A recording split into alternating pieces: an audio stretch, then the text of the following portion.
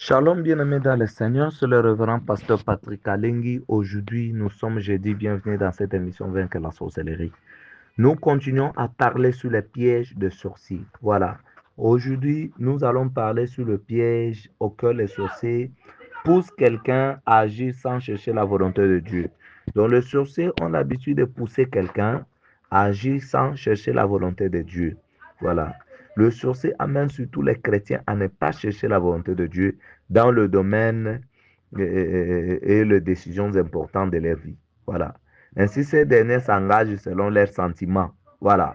J'insiste, tu t'engages selon tes sentiments. Vous voyez, il y a des choses qui nous arrivent des fois, hein.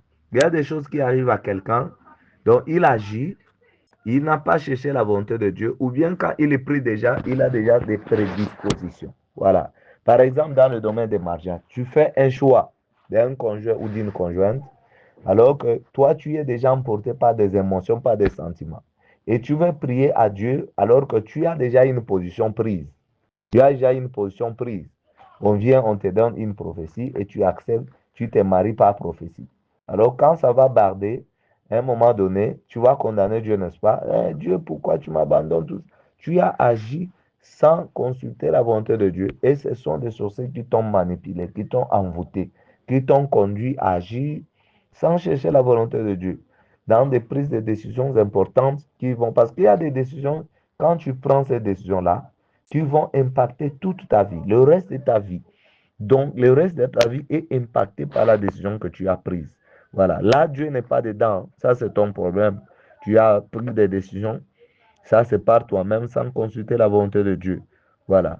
Et il conduit les gens à s'engager dans des décisions donc selon leurs sentiments, leurs désirs, le désir de leur cœur, leurs pensées, leurs conseils, des amis. Voilà, le conseil des amis ou des parents.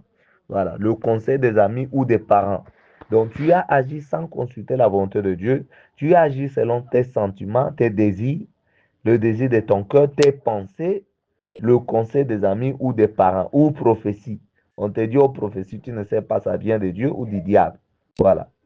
Ils exposent par la suite leur vie, leur avenir, leur foyer, leur famille, leur vie spirituelle. Le sorcier travaille dans leurs œuvres à la destruction des chrétiens. Il faut le savoir. Le sorcier travaille à la destruction des chrétiens. Le sorcier ne veut jamais voir un chrétien fidèle à Dieu, un chrétien fervent. Jamais. Il fait tout pour travailler à la destruction des chrétiens et surtout des foyers chrétiens. Voilà, des foyers chrétiens. Il y a des décisions que vous prenez, vous regrettez plus tard. Pourquoi? Parce que ce sont des décisions qui sont venues de vous-même et vous êtes perdus. Après, vous allez condamner Dieu alors que ce sont vos décisions. Si vous auriez pu consulter Dieu, ils allaient vous instruire. Voilà. Et il y a beaucoup de gens, Dieu leur parle aussi. Hein. Dieu leur parle, mais ils doutent. Ils analysent par rapport à ce qu'ils pensent, par rapport à ce qu'ils voient, par rapport à leurs analyses. Voilà. Par rapport aux analyses physiques, alors ils prennent des décisions comme ça et ils agissent. Et par après, quand ça va barder, ils vont dire, ils vont beaucoup prier, ils vont chercher Dieu. Voilà, ils vont condamner Dieu parfois, ou condamner le serviteur de Dieu ou des églises. Alors qu'un homme averti, voilà. Et surtout des foyers chrétiens qui sont vulnérables aussi aux attaques des sorciers. Pourquoi donc de ne pas recommander à l'Éternel Dieu nos œuvres afin que nos projets réussissent selon Proverbe 16, 1 à 4. Si vous lisez, la Bible insiste sur de recommander à l'Éternel nos œuvres pour que nos projets réussissent. Pour la réussite de vos projets du ministère, les sorciers ont l'habitude de jeûner. Voilà. Donc, pour détruire, j'allais dire, pour détruire vos projets, vos ministères, le sorcier jeûne. Voilà. Ils exploitent aussi les réponses aux questions qu'ils posent à leurs victimes.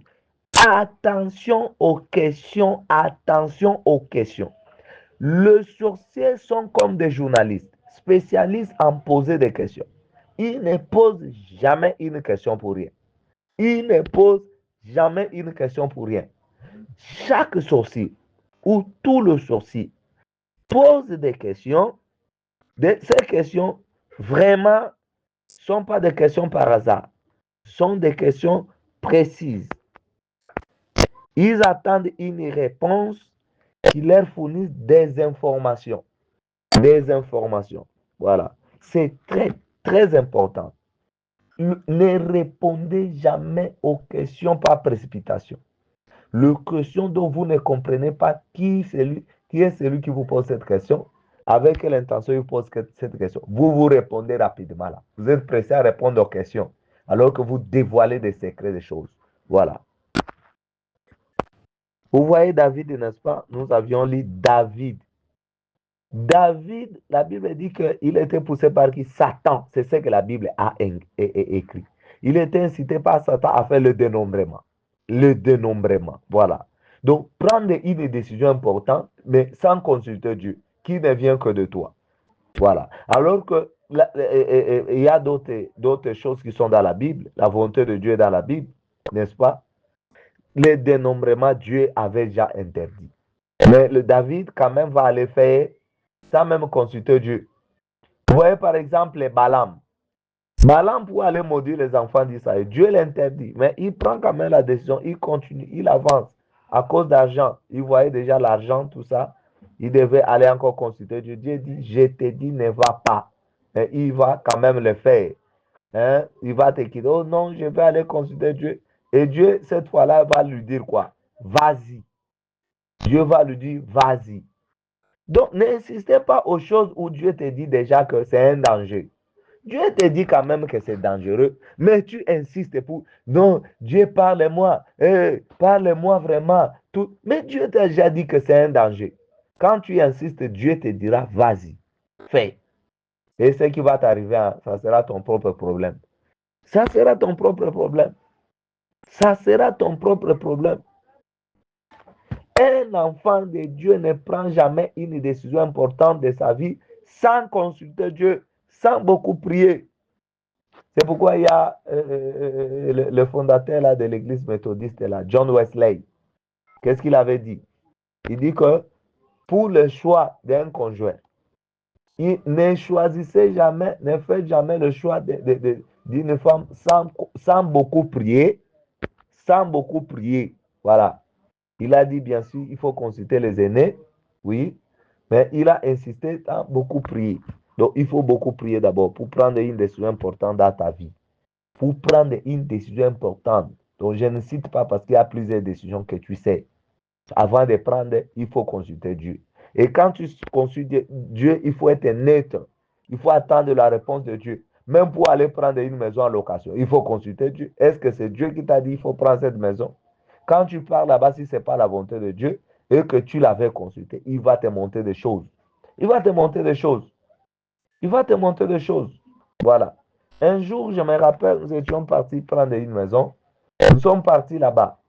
Nous avons donné l'argent. Directement, nous voulons retourner comme ça. La bailleuse commence à se chamailler avec le commissionnaire. Il se chamaille et directement, la maman, la bailleuse nous a dit, venez, d'ailleurs, venez prendre votre argent. Reprenez votre argent. Et nous, ignorants, nous étions, nous l'avons supplié, non, ça c'est votre problème avec le commissionnaire. Vous n'êtes pas attendu sur vos partages là-bas, ça ne nous concerne pas, nous sommes des locataires, tout ça. Nous avons insisté. Mais je vous dis, c'est que nous avons vécu dans cette maison-là. Mais ce n'était pas facile. C'était pas, Dieu nous avait parlé, c'était déjà un langage de Dieu. C'était un langage de Dieu, mais nous n'avons pas écouté. Nous n'avons pas écouté, nous avons pris quand même une décision et nous sommes partis là-bas. Il faut faire beaucoup d'attention dans des décisions que vous prenez. Tu prends une décision comme ça là, c'est le sorcier qui te pousse à prendre de telles décisions pour bien t'avoir. Pour bien t'avoir, il faut faire beaucoup d'attention. Autre piège, c'est l'usurpation du souffle vital. Donc, citons aussi les cas de personnes qui, au moment de mourir, tentent d'usurper de façon mystique le souffle vital de leur entourage ou des personnes venues leur rendre visite par transposition. En agissant ainsi, surtout s'agissant d'une sorcière malade ou d'un sorcier malade, ces derniers retrouvent par la suite une santé prompte à l'image d'un jeune homme. Alors, que toi qui étais parti les visiter, c'est toi qui restes à l'hôpital, ils tombent malades et tu vas mourir parfois. Voilà. Notons que cela n'est pas le cas de tous les malades, surtout des malades chrétiens à qui Dieu accorde la santé et la force physique. Quand ils tombent malades, Dieu a rassuré qu'il va nous donner la guérison parce qu'il est Jéhovah Rapha. Et tu vas retrouver ta santé prompt. Mais le cas des sorciers, quand ils tombent malades, donc ils font des échanges, des transpositions. Donc il prend sa maladie, donc, il fait l'échange. Hein, il peut prendre un enfant dans la famille qui va mourir à sa place. Voilà. Comme substitut. Voilà. La santé et la force physique, ils les reprennent et c'est l'autre qui va mourir à sa place. Un serviteur de Dieu a témoigné qu'une dame l'avait appelé au téléphone disant que son mari était gravement malade, qu'elle est fétichère, que son mari est fétichère. Après, elle dira que non, et son mari lui dit qu'il attendait pour le remplacer au lit de malade. Et l'homme de Dieu, lui, a prévenu, avant qu'elle aille à l'hôpital, qu'elle l'appelle pour qu'ils prient ensemble. La dame l'appelle et il dit, ils ont prié, ils ont prié avec l'homme de Dieu. Quand elle arrive à l'hôpital, son mari dit, mais pourquoi tu m'as fait ça? Tu me condamnes à mort. J'ai sacrifié les gens dans la famille. Alors cette fois-ci, on m'a bloqué que je ne sacrifie plus et me demande de te sacrifier. S'il vous plaît, sauve-moi, je t'en prie. Prends ma place. Ça, c'est l'homme-là, le féticheur, là, qui dit à sa femme, s'il te plaît, sauve-moi, prends ma place. Alors, quand la femme a dit au pasteur, ils ont prié 3 semaines. Le monsieur est resté à l'hôpital et il est mort. Avant de mourir, il laisse un message à sa femme. Tu m'as vraiment laissé mourir ainsi. Voilà. Donc, il y a des sorciers là. Quand il est malade, même si on t'appelle au téléphone, ne va même pas, s'il te plaît. Évitez des sentiments. Quand tu as affaire avec des sorciers, même si c'est ton père, c'est ta mère, c'est ton frère ou qui que ce soit, quand tu as affaire avec lui, évite des sentiments. Parce que les sentiments là, c'est toi qui as ces sentiments. Imaginez un mari qui veut sacrifier sa femme pour rester en vie. Voilà. Est-ce que tu peux comprendre vraiment? Est-ce que tu as l'intelligence pour comprendre qu'un mari sacrifie sa femme pour que la femme meure et que lui, le mari, reste en vie? Est-ce que tu peux comprendre? C'est dur à comprendre, n'est-ce pas? C'est difficile. Mais ici, quand même, il en veut. Voilà. Il le fait quand même. Heureusement que Dieu est juste. Il ne tient pas coupable comme innocent. Quand vous priez, le Seigneur fait grâce, fait quelque chose. On vous appelle brusquement, tu as tes prières là de 21 nuits, on t'appelle brusquement. En tout cas, ici, vraiment, ta mère est gravement malade, ton père est gravement malade, il faut que tu viennes toi-même, tout ça. Attention, attention, attention à de tels appels. Attention surtout aux personnes qui ont des problèmes quand vous avez des fortes prières, des combats, de la sorcellerie. Oh non, il a commis l'accident. Oh non, il est gravement malade à l'hôpital. Oh, je ne sais pas. Beaucoup de problèmes. Oh, il a fait ceci. Oh, elle a fait cela. Non. Faites attention aux gens qui ont des problèmes souvent quand vous êtes dans des prières. Faites attention à votre entourage qui ont des problèmes. Quand vous avez des prières, des fortes prières, faites attention à de telles personnes.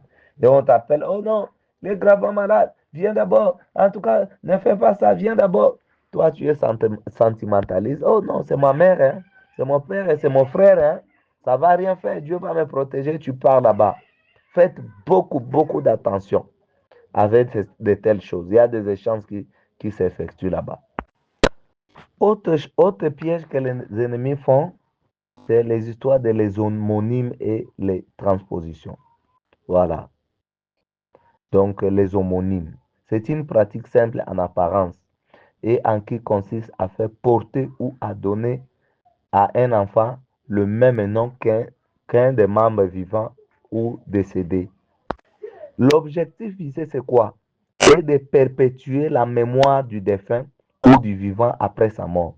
Mais ici, tout homme mûr spirituellement et qui a une connaissance du monde spirituel est d'accord pour dire que c'est les vivants ou les défunts qui continuent toujours à vivre. En celui qui vit et porte son nom. Voilà. Si on donne le nom à l'enfant, le nom de quelqu'un, c'est-à-dire que c'est l'incarnation de cette personne-là. Si l'oncle, par exemple, souffre d'un mal, le sorcier ou les mystiques musulmans peuvent procéder à une transposition en envoyant le mal sur le fils ou la fille de la famille de ces derniers qui portent le même nom que le malade. Si cet oncle est dans la sorcellerie, peut orienter et diriger à sa guise la vie, la destinée de celui ou celle qui porte son nom. Peut même aller plus loin que cela. Voilà. Donc, là, ça, c'est l'homonyme et la transposition. Voilà. Le nom que vous donnez. J'ai déjà fait au moins plus de 3 délivrances de personnes. Donc, vous verrez que c'est l'esprit des fins qui parle dans la personne. Il y a une fille que j'avais fait la délivrance. Une fille, je ne sais pas, de 20 ans ou quelque chose comme ça. C'est l'esprit d'un prophète. C'est un grand prophète à Kinshasa. Et il était un grand prophète à Kinshasa. Donc, il est fini comme ça là. Donc, c'est son esprit qui parle dans cette fille-là. Et cette fille porte son nom, donc tout le nom. C'est-à-dire que sa mère, quand sa mère l'a enfanté, c'est ce prophète qui est venu en intervention pour prier pour cette maman, tout ça. Et cette maman a pris totalement le nom complet de ce prophète-là à donner à sa fille. Et je vous dis, cette délivrance-là m'avait coûté, hein. C'était pas facile. Et c'est le nom, c'est l'esprit de ce prophète-là qui parlait dans cette fille-là, qui portait son nom. Voilà. Et il y a aussi une maman comme ça que j'avais fait la délivrance, c'est une maman. Ce, euh, c'est sa grand-mère, je ne sais pas. Euh, c'est c'est sa grand-mère de la famille, voilà. C'est sa grand-mère de la famille qui porte le même nom, voilà. Elle porte son nom, c'est son homo, voilà, qui avait donné le nom. Et c'est son esprit qui parlait en elle, voilà. Mais elle est déjà décédée. La grand-mère là est déjà décédée, mais c'est elle. C'était une grande sorcière, cette grand-mère-là. Alors, c'est elle qui parlait dans cette maman-là. Voilà.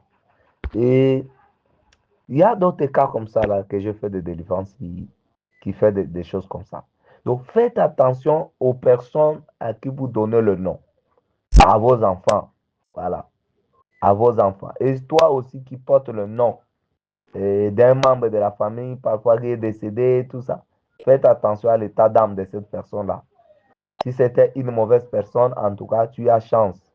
Tu as chance d'avoir beaucoup de problèmes liés à cette personne-là. Voilà. Faites attention à l'homonyme et la transposition. C'est un piège. Là, tu es content ou non? Eh, je donne le nom de mon père, de ma mère, de ma grand-mère, de mon oncle. Comme il avait beaucoup d'argent, comme il t'avait soutenu, tu prends le nom A, tu vas coller à l'enfant. Attention. Qu'est-ce que tu as donné à l'enfant? Qu'est-ce que tu as foutu à l'enfant? Faites beaucoup d'attention. Il faut éviter les sentiments. Il faut éviter les sentiments quand tu es une personne spirituelle. C'est pourquoi je vous dis, on a beaucoup de problèmes aujourd'hui là à cause de la négligence. Franchement, beaucoup de problèmes que nous rencontrons, ce n'est même pas Dieu, c'est notre propre négligence. Voilà. Alors, si vous voulez avoir beaucoup de problèmes, faites tout ce que vous êtes en train de penser. C'est piégé par le sorcier. Voilà, piégé par le sorcier. Parce que quand on parle de pièges, c'est pour vous surprendre. Alors, quand vous n'êtes pas prudent, vous serez surpris. Imagine le nom comme ça, là. Vous donnez le nom. C'est un piège. Vous a piégé et vous êtes surpris. Faites beaucoup d'attention. Que le Seigneur vous bénisse. Bonne journée.